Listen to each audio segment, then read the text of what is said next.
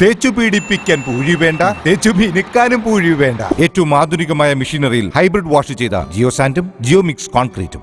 Transgender വിഭാഗത്തിൽപ്പെട്ട എമിക് ഷാരോണിനെ NGO യൂണിയന്റെ നേതൃത്വത്തിൽ വീട് നിർമ്മിച്ചു നൽകി. സ്നേഹവീടിന്റെ താക്കോൽദാനം MV ഗോവിന്ദൻ MLA നിർവഹിച്ചു.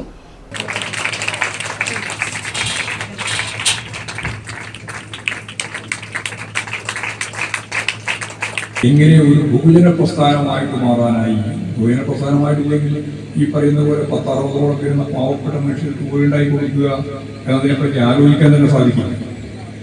ഒരു 20 കൊല്ലം മുമ്പാണെങ്കിൽ ഇങ്ങനെ ഒരു ആലോചനയെ ഉണ്ടാവില്ല.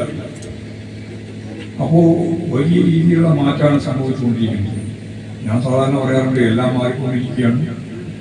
മാറ്റമില്ലാതെ ഒരേ ഒരു കാര്യം മാറ്റം മാത്രം. PP സന്തോഷ് കുമാർ ചടങ്ങിൽ അധ്യക്ഷത വഹിച്ചു. T Sheeba, MV Sasidharan, K Santhosh, Tona Vincent, P Manoharan, KV Manoj Kumar, MM Sushama, K Ranjith, A Ratheesan തുടങ്ങിയവർ സംസാരിച്ചു. 60 വീടുകളാണ് യൂണിയൻ കേരളത്തിൽ നിർമ്മിച്ചു നൽകുന്നത്.